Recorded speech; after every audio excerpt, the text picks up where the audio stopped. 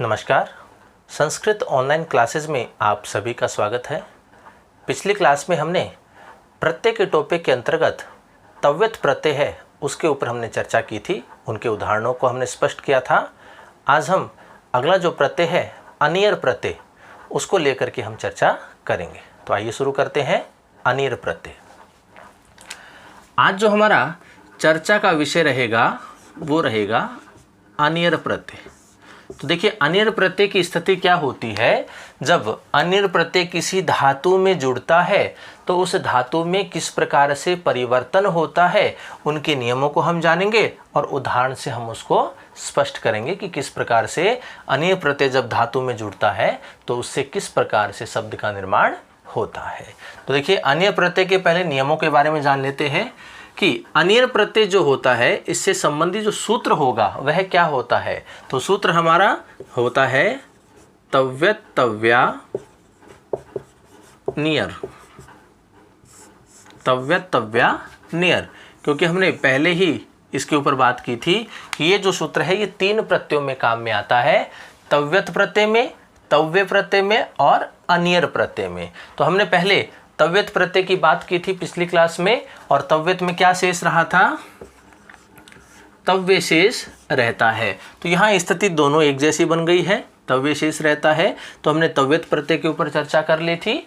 अब हम जो अनियर प्रत्यय है हमारा उसको लेकर के हम चर्चा कर रहे हैं। तो यहाँ अब स्थिति है अनियर प्रत्यय की। तो अनियर प्रत्यय करने वाला सूत्र कौन सा होता है, तव्यत् तव्या नियर। ये सूत्र अनियर प्रत्यय करता है।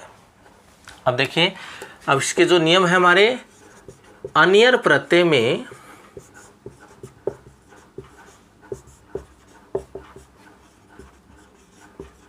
अनिय शेष रहता है। अनियर प्रत्यय में क्या शेष रहेगा, अनिय शेष रहेगा, क्योंकि अनियर में जो र है इसकी इत संज्ञा होकर के इसका लोप हो जाता है। तो अनिय ही केवल शेष रहता है। तो अनिय शेष रहता है, पहली बात। दूसरा बात आता है कि कर्म एवं भाव अर्थ में प्रयोग होता है।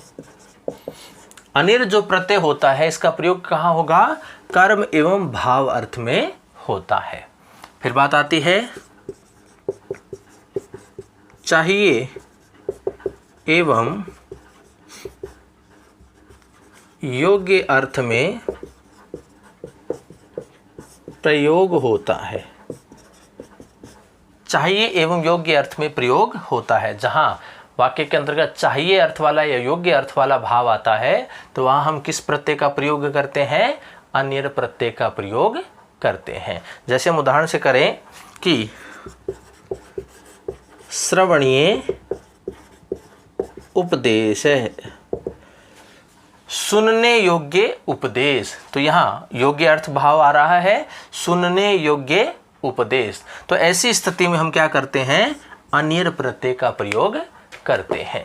तो ये स्थिति है अनियर प्रत्यय की कि चाहिए एवं योग्य अर्थ में अनियर प्रत्यय का प्रयोग होता है। अगला महत्वपूर्ण नियम आता है कि अनियर प्रत्यय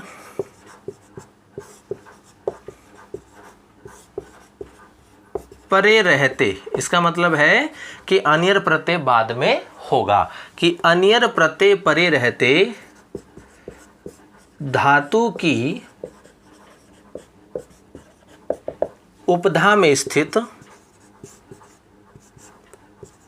ई, उ, री, ए या ऐ को क्रमशः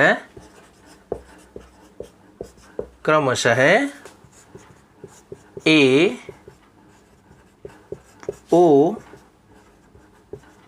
अर एवं आ आदेश होता है। अनियर प्रत्यय परे रहते धातु की उपधा में स्थित, अगर धातु की उपधा में क्या हो, ई हो तो उसे हम क्या करेंगे, ए आदेश करेंगे। यदि धातु की उपधा में ऊ हो तो हम उसे ओ आदेश करेंगे। यदि धातु की उपधा में री होता है तो हम उसको अर आदेश करेंगे।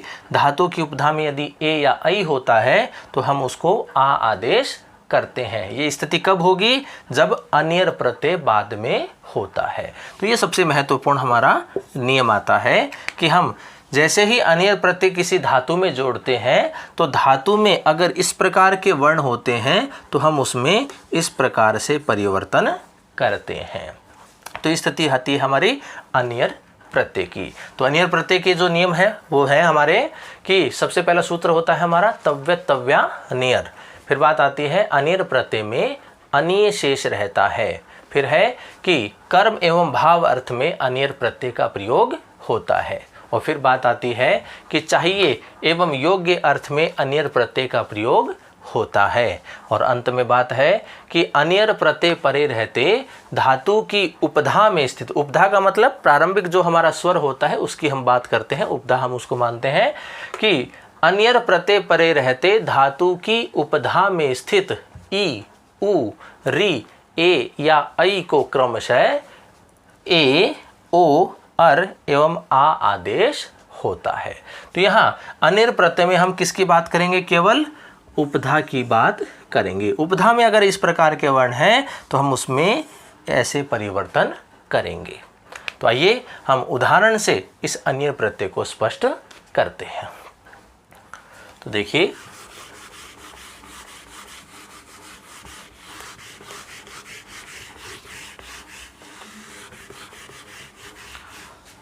हमारे पास उदाहरण है, स्तु धातु है,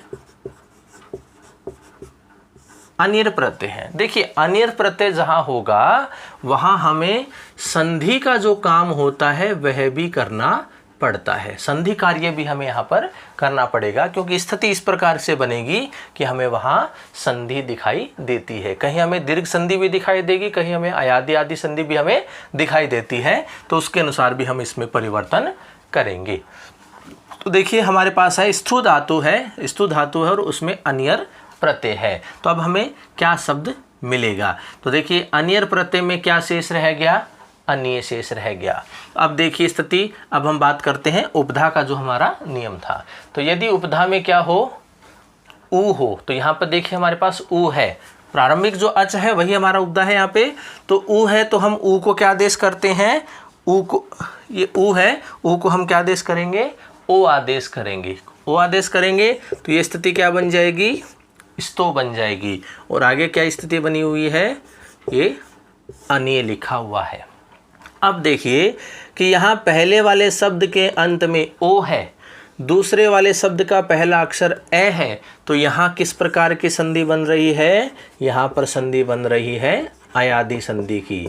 अयादि संधि की स्थिति क्या होती है कि यदि पहले ए, ओ, ऐ, औ हो और उसके बाद में कोई भी स्वर हो तो हम क्या करते हैं, अगर ए, ओ, ऐ, औ अगर ये पहले हो तो हम क्या करते हैं, ए को ऐ आदेश करते हैं, ओ को औ आदेश करते हैं, ऐ को आय आदेश करते हैं और औ को आव आदेश करते हैं। ऐसी स्थिति होती है। तो हमारे पास क्या है, ओ है, तो ओ को हम क्या लिखेंगे, औ लिखेंगे। ओ को हम क्या लिखेंगे, औ। तो स्थिति क्या बन जाएगी, स्त प्लस औ प्लस अनीय। ये स्थिति बनी हुई है हमारे पास, ये स्थिति बन गई। अब देखिए हम इनका क्या करेंगे, वर्ण सम्मेलन करेंगे। तो वर्ण सम्मेलन करेंगे तो पहला अक्षर जो होता है जैसा होता है वैसा का वैसा हम लिखते हैं। अब देखिए पहला अक्षर आधा है, आगे स्वर है तो स्वर आकर के उसमें मिलेगा। तो तय में ए मिलेगा तो तय कैसा हो गया, पूरा हो गया। अब यहाँ वह आधा है, आगे स्वर है तो ये स्वर आकर के इसमें मिलेगा, तो वह में ए मिलेगा तो वह पूरा हो गया। आगे क्या बच गया, नीय। और विभक्ति पूर्ति करते हैं तो मैं जोड़ देते हैं तो ये बन जाता है स्तवनियम। स्तु धातु में अनियर प्रत्यय जोड़ते हैं तो क्या बनता है, स्तवनियम शब्द बनता है। स्तवनीय इस प्रकार से बना सकते हैं, ये विभक्ति पूर्ति आदि है। तो यहाँ स्तुत धातु में अनियर प्रत्यय जोड़ा हमने, अनियर में अनीय शेष बचा। उपधा में ऊ है तो ऊ को हमने नियम से ओ आदेश कर दिया। यहाँ पर ओ है, यहाँ पर ए है, तो अयादि की स्थिति बन रही है, अयादि संधि की। तो अयादि संधि का हम यहाँ प्रयोग करेंगे। तो अयादि संधि के अनुसार ओ के स्थान पर हम अव आदेश करते हैं। ओ को हमने अव बना दिया, वापस से वर्ण सम्मेलन किया तो हमारे पास शब्द क्या गया, स्तवनियम। इस प्रकार से शब्द हमारा बन जाता है। तो स्तुत धातु में अनियर प्रत्यय मिलाएंगे तो स्तवनियम शब्द बनता है। और देखिए उदाहरण, वे धातु है, अनियर प्रत्यय है, तो देखिए क्या बनेगा, अनियर में अनीय शेष रहा केवल। यहाँ पर ए है, उपधा में क्या है इसके, ए। हमने पढ़ा था कि उपधा में ए या आई हो तो उसको क्या आदेश होता है, आ आदेश होता है। तो ए को हम आ आदेश करेंगे तो क्या बन गया, वा बन गया। और आगे क्या बचा हुआ है, अनिय। अब यहाँ देखिए, यहाँ पर है आ, यहाँ पर है ए, तो यहाँ समान स्वर है, समान स्वर है। और समान स्वर होता है तो वहाँ कौन सी संधि होती है, दीर्घ संधि होती है, अकः सवर्णे दीर्घः। तो यहाँ समान स्वर है तो इसलिए हम इन दोनों के स्थान पर क्या करते हैं, दीर्घ आदेश करते हैं। तो अब देखिए दोनों के स्थान पे अगर हम इनको अलग अलग निकाल लें, इसमें से आ निकालेंगे तो वह हमारा आधा बच गया। इनमें से हम इस ए को बाहर निकाल लें तो ये नी है, इस प्रकार से बच गया। तो यहाँ हमारी संधि बन रही है। तो इन दोनों को हम यहाँ से हटाएंगे और इन दोनों के स्थान में, दोनों में से बड़ा क्या होता है, दीर्घ क्या होता है, उसको हम लिखते हैं। तो ए और आ में से दीर्घ क्या होता है, आ होता है। तो दोनों यहाँ से हट जाएंगे, दोनों के स्थान पर इनका दीर्घ रूप आ जाएगा। अब स्थिति क्या बन गई, वे, आ और निय, ये स्थिति बन गई। इनका हम करेंगे अब वर्ण सम्मेलन। वह आधा है, आगे स्वर है, स्वर आकर के मिलेगा तो क्या बन गया, वा। आगे क्या बच गया, निय। विभक्ति पूर्ति करते हैं तो क्या बन गया, वानियम। तो वे धातु में अनियर प्रत्यय मिलाएंगे तो क्या बन जाता है, वानियम शब्द बनता है। और देखिए आगे उदाहरण,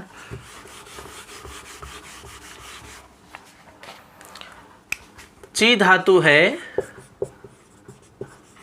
अनियर प्रत्यय है, तो अनियर में क्या शेष रह गया, अनिय शेष रह गया। ची धातु है, उपधा में क्या है इसके, ई है। तो उपधा में अगर ई होता है तो उसको हम क्या आदेश करते हैं, ए आदेश करते हैं। तो ई को हम ए बनाएंगे तो क्या बन जाएगा, ये चे बन जाएगा। और आगे क्या बचा हुआ है, अनिय। तो यहाँ स्थिति देखिए, पहले ए है, बाद में ए है, ये स्थिति बन रही है। पहले इन चारों में से क्या आ रहा है, ए आ रहा है, और आगे कोई भी स्वर आ जाए तो ए हमारा स्वर है, तो स्थिति कौन सी होगी, अयाधि संधि की स्थिति बनती है। तो अब देखिए ए को हम क्या करेंगे, अय आदेश करेंगे। तो ए के स्थान पर अब हम क्या लिखेंगे, अय लिखेंगे। तो यहाँ देखिए च हमारा आधा रह जाएगा, ए के स्थान पर हमने क्या कर दिया, अय लिख दिया, और आगे क्या बचा हुआ है, अनिय बचा हुआ है। अब हम इनका करेंगे वर्ण सम्मेलन। तो च आधा है, ए स्वर है, तो मिलेगा क्या बन जाएगा, च बन जाएगा। ये आधा है, ए आगे स्वर है, ये आकर के मिलेगा तो ये पूरा हो जाएगा। आगे क्या बच गया, निय, विभक्ति लगा दी तो क्या बन जाएगा, चयनियम। इस प्रकार से तो ची धातु में अनियर प्रत्यय मिलाएंगे तो क्या बनता है, चयनियम शब्द बनता है। और देखिए उदाहरण, पठ धातु है, अनियर प्रत्यय है, अनियर में क्या शेष रहा, अनिय शेष रहा। अब यहाँ देखिए क्या स्थिति बन रही है, यहाँ पर कोई उपधा वाला स्थिति है ही नहीं हमारे पास, है ना। और यहाँ पर देखिए पहले आधा अक्षर है, बाद में स्वर है, तो ये तो सीधा सीधा आकर के क्या है, इसमें मिल जाएगा। तो क्या मिले होगा, ठे में ए मिलेगा तो ठे पूरा हो जाएगा, निय बचा हुआ है, विभक्ति लगा दी तो क्या बन गया, पठनियम बन गया। पठ धातु में अनियर प्रत्यय यदि हम मिलाते हैं तो क्या बनता है, पठनियम शब्द बनता है। और देखिए उदाहरण, दृश्य धातु है, अनियर प्रत्यय है, तो अनियर में तो क्या शेष रहा, अनिय शेष रहा। अब देखिए उपधा की बात करें, उपधा में क्या दिखाई दे रहा है, प्रारंभिक स्वर इसका री हमें दिखाई दे रहा है। तो उपधा का जो नियम था हमारे, अगर उपधा में री हो तो उसको क्या आदेश हो जाएगा, अर आदेश होता है। तो इस री के स्थान पर क्या लिखेंगे हम, अर लिखेंगे। तो यहाँ द कैसा रह गया, आधा रह गया। री के स्थान पर हमने क्या लिख दिया, अर लिख दिया। आगे क्या बचा हुआ है, श बचा हुआ है, और उससे आगे क्या बचा हुआ है, अन्य बचा हुआ है। ये स्थिति बची हुई है। अब देखिए इनका करेंगे हम वर्ण सम्मेलन। द आधा है, आगे स्वर है, ये आकर के मिलेगा तो द पूरा हो गया।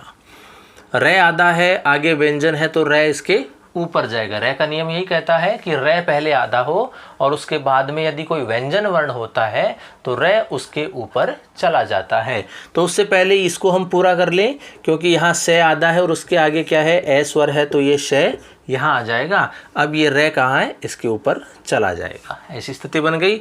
आगे क्या बचा हुआ है, निय, और विभक्ति लगाएंगे तो क्या बन जाएगा, दर्शनीयम। तो दृश्य धातु में अन्यर प्रत्यय मिलाते हैं तो क्या बनता है, दर्शनीय या दर्शनीयम, इस प्रकार से शब्द बनता है। तो ये स्थिति है दृश्य धातु की। और देखिए उदाहरण हम, भुज धातु है, अन्यर प्रत्यय है, अन्यर में क्या शेष रहा, अन्य शेष रहा। अब हम उपधा की बात करेंगे। उपधा में क्या है, इसके ऊ है, तो ऊ को हम क्या कर देंगे, इस नियम से ओ कर देंगे। तो ये ऊ है, किस में बदल जाएगा, भो में बदल जाएगा, क्योंकि ऊ के स्थान पर हमने भो ओ कर दिया। अब यहाँ जय आधा है, ए आगे स्वर है, तो ये सीधा सीधा आकर के इसमें मिलेगा। तो जय में ए मिलेगा तो क्या हो जाएगा, जय पूरा हो जाएगा। आगे क्या बचा हुआ है, निय, और विभक्ति बनाएंगे तो क्या बन जाएगा, भोजनियम। तो भुज धातु में अन्यर प्रत्यय मिलाएंगे तो क्या बन जाएगा, भोजनियम। इस प्रकार से शब्द बनता है। और देखिए सृज धातु है, अन्यर प्रत्यय है, तो अन्य शेष रहेगा।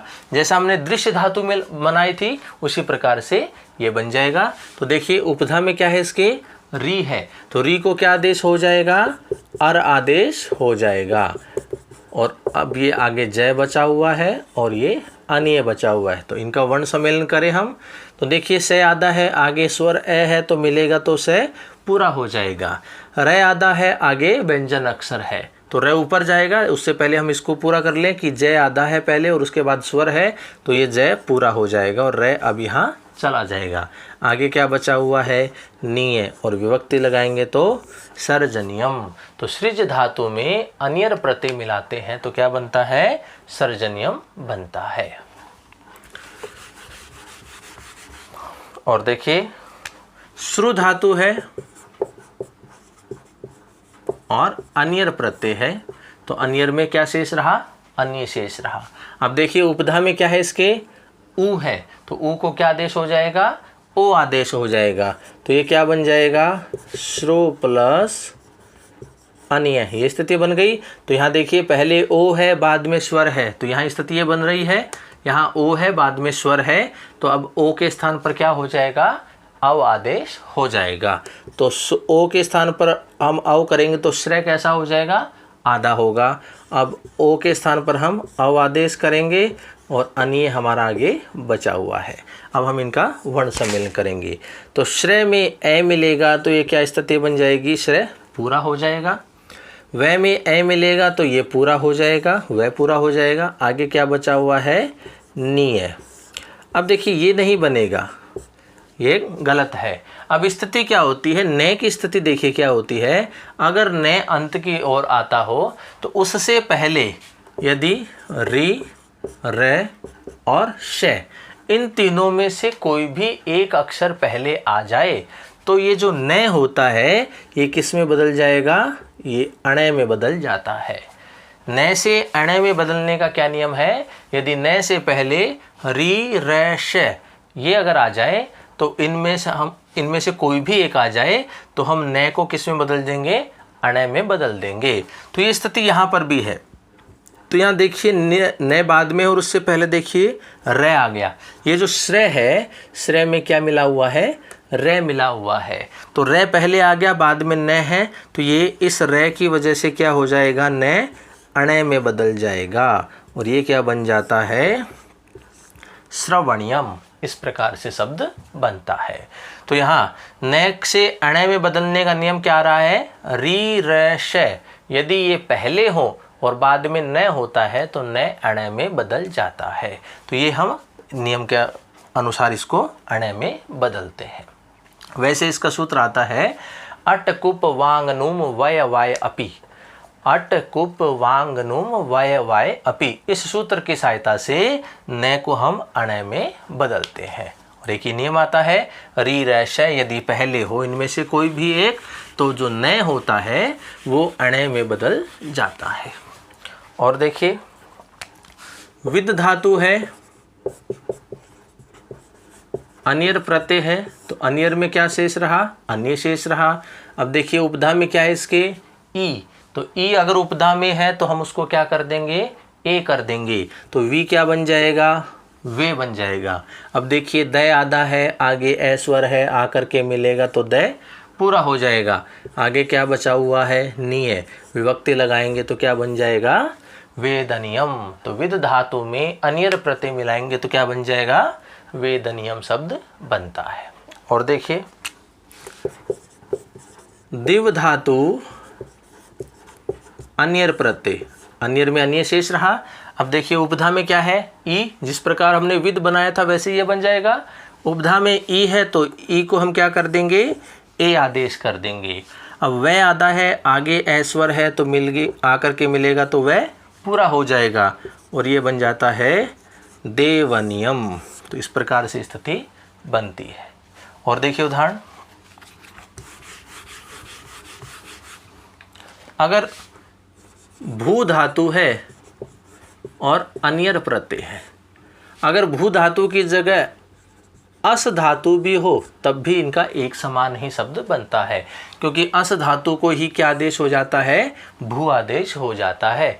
अस का मतलब भी होना होता है और भू का मतलब भी होना होता है। तो अश धातु जो है वो भू के रूप में होती है। तो भू धातु हो या फिर अस धातु हो, दोनों का एक ही बनता है, क्योंकि आगे जाकर के अस किस में बदल जाएगा, भू में बदल जाएगा। देखिए भू धातु है, अन्यर प्रत्यय है, तो उपधा में क्या है इसके, ऊ है। तो ऊ को क्या आदेश हो जाता है, ओ आदेश हो जाता है। तो भू किस में बदल गया, भो में बदल गया। आगे क्या है हमारा, अनिय, क्योंकि अनियर में अनिय बसता है। अब देखिए यहाँ ओ है, यहाँ स्वर है, ये स्थिति बन रही है। तो ओ को हम क्या लिखेंगे, अव लिखेंगे। तो ओ को अव लिखेंगे तो भय आधा हुआ, ओ को हमने अव लिखा, आगे हमारा अनिय बचा हुआ है। तो देखिए इनका वर्ण सम्मेलन करेंगे, भय आधा है, आगे ए स्वर है तो ये मिलकर के बनेगा तो भय बन जाएगा।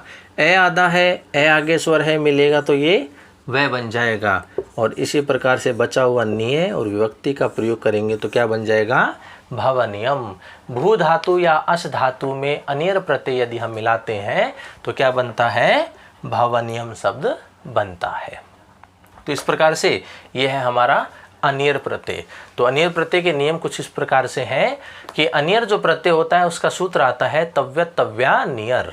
अन्यर प्रत्यय में अनिय शेष रहता है। कर्म एवं भाव अर्थ में अन्यर प्रत्यय का प्रयोग होता है। चाहिए एवं योग्य अर्थ में अन्यर प्रत्यय का प्रयोग होता है। अन्यर प्रत्यय परे रहते धातु की उपधा में स्थित ई, उ, री, ए या ऐ को क्रमशः ए, ओ, अर एवं आ आदेश होता है। तो इन नियमों के आधार पर हमने कुछ उदाहरणों को स्पष्ट किया और उन उदाहरणों से हमने अन्यर प्रत्यय को स्पष्ट किया कि अन्यर प्रत्यय यदि किसी धातु में जुड़ता है तो उस धातु में किस प्रकार से परिवर्तन हो करके और उस शब्द का, नवीन शब्द का निर्माण क्या होता है। तो ये हमने अन्यर प्रत्यय को लेकर के जाना। तो आज हमने अन्यर प्रत्यय के ऊपर चर्चा की। आगे की क्लास में हम आगे के जो हमारे पद्य हैं उनको लेकर के हम चर्चा करेंगे। तो आज की क्लास में इतना ही। धन्यवाद।